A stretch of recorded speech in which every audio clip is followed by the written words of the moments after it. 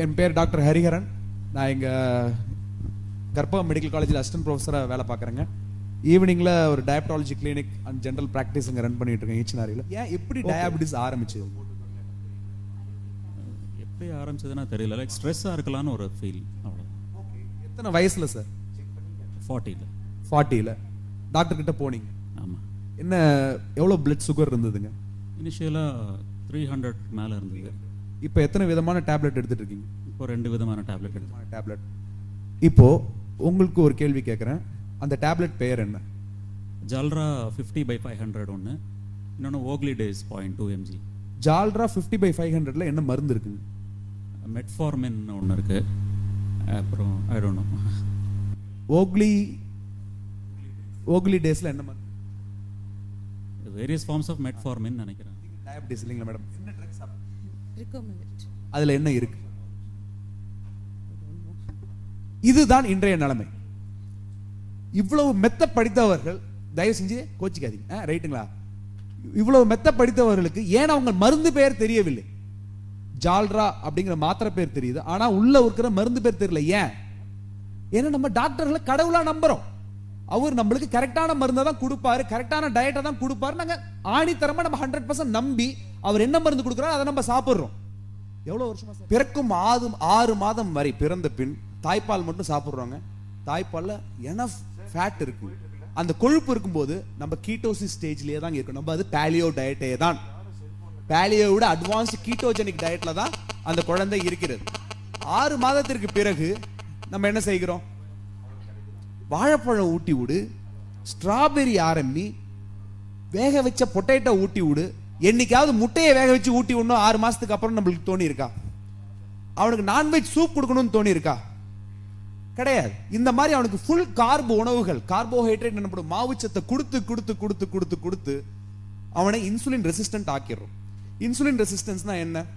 உங்களுக்கு கார்பு உள்ள வந்தா இன்சுலின் ப்ரொடியூஸ் ஆகணுங்க. ஓவரா கார்பு எடுத்தீங்கன்னா ஓவரா இன்சுலின் ப்ரொடியூஸ் ஆகும். அப்ப இன்சுலின் சொல்றத செல்கள் கேட்காது. அதனால வர்றதுதான் ஒபிசிட்டி மற்றும் டயாபெட்டிஸ். நம்ம இங்க என்ன பண்றோம்? அந்த கார்பை அப்படியே நிறுத்திட்டு என்ன கொடுக்கிறோம்? கொழுப்பு. அப்ப தப்பு இல்லையா? கொழுப்பு சாப்பிட்டா கொலஸ்ட்ரால் வராதா? கொழுப்பு எனர்ஜியா கன்வெர்ட் ஆயிடும். கொழுப்பு எனர்ஜியா கன்வெர்ட் ஆயிடுச்சு. as simple as that. புரியுதுங்களா? நம்ம சாப்பிடும் அனைத்து கொழுப்பும் எனர்ஜியா கன்வெர்ட் ஆகி நம்ம உடம்புல இருக்கிற அத்தனை கொழுப்பும் எனர்ஜியா கன்வெர்ட் ஆகி நம்ம உடம்புல உள்ள எல்லா கொழுப்பும் எரியும். ஆனா சுகர் லெவலும் ஏறாது, இன்சுலின் லெவலும் ஏறாது. இன்சுலின் லெவல் ஆக்சுவலா குறையுங்க. சோ சுகர் ரெடி ஆயிடும். சரிங்களா? டயாபெட்டிஸ்க்கு இன்னைக்கு காமனா கொடுக்குற 4 மாத்திரையை பத்தி நான் சொல்லி முடிச்சுக்கிறேன். சாரி சார், கசக்கிட்டேன். ஒன்றும் பிரச்சனை இல்லையே, வேற ஜெராக்ஸ் எடுத்து கொடுத்துறேன். ஓகே. முதல் மாத்திரை மெட்ஃபார்மின் கொடுக்குறேன். பேஷண்ட்டுக்கு என்னங்க ப்ராப்ளம்? டைப் 2 டயாபெட்டிஸ்ல இன்சுலின் ரெசிஸ்டன்ஸ். இன்சுலின் அதிகமாவதால் அது சொல்வதை குளுக்கோஸ் கேட்பதில்லை, குளுக்கோஸ் உள்ள போக மாட்டேங்க. ப்ராப்ளம் என்னங்க? திரும்ப சொல்ல, எல்லாரும் சொல்றீங்களா? Insulin resistance. இன்சுலின் லெவல் எப்படி இருக்கு? அதிகமா தான் இருக்கு. ஏன்னா அதிகமா கார்ப் சாப்பிட்டு இன்சுலின் லெவல் அதிகமா தான் இருக்கு. ஃபர்ஸ்ட் ட்ரீட்மெண்ட் என்ன கொடுக்குறாங்க? மெட்ஃபார்மின். அது ஒண்ணுதான் அந்த டயாபெட்டாலஜிஸ்ட் கரெக்டா பண்ற ஒரே விஷயம். மெட்ஃபார்மின் இன்சுலின் ரெசிஸ்டன்ஸை ஓரளவுக்கு குறைக்கிறது. ஆனா அதை குறைச்சதுக்கு அப்புறம் நம்ம ஒழுங்கா கொழுப்பு உணவு எடுத்துக்கிட்டு இருந்தோம்னா சுகர் இல்லாமலே போயிடும். நம்ம திரும்ப என்ன பண்றோம்? சப்பாத்தி, இட்லி, திணை அரிசி, வரகரிசி, உப்புமா, இந்த மாதிரிலாம் சாப்பிட்டு ஃபுல் கார்ப் உணவுகளை சாப்பிட்டு இருக்கிற இன்னும் கொஞ்சம் இன்சுலினை ஏத்துறோம். இன்சுலின் ரெசிஸ்டன்ஸ் இன்னும் அதிகமாகுது. மெட்ஃபார்மினால முடிய மாட்டேங்குது. அடுத்த மாத்திரை டாக்டர் கொடுக்கறது அற்புதம்.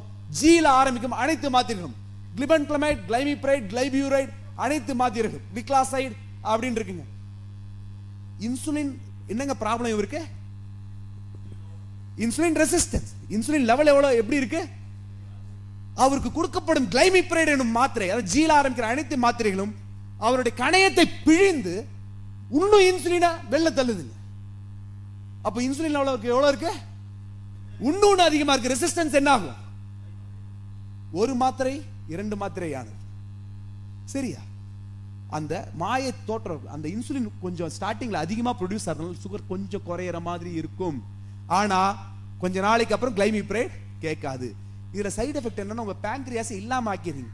Type 2 type 1 ஆக்கிடுறீங்க. நீங்க டைப் 2 வெறும் insulin resistance, type 1 pancreatic problem. Type 2 type 1 ஆக்கிட்டு இருக்காரு நீங்க. 3வது மாத்திரை கொடுக்குறாங்க, இதுல சரியாகல. சிட்டாகிளிப்டின், விட்டாகிளிப்டின், சாக்ஸாகிளிப்டின். இப்ப புதுசா ஒரு காமெடி டெனாலிகிளிப்டின். அதுக்கு தென்னாலிலாம் பேர் வச்சு, டேய் ஏன்டா உயிரை வாங்க, நல்ல பேர் நல்லா வைக்க கூடாதா? தென்னாலின்னு ஒரு பேர். அது பேஷண்ட் கொடுத்தாலும் டாக்டர் என்ன டாக்டர் இதை போய் எனக்கு கொடுத்துரு.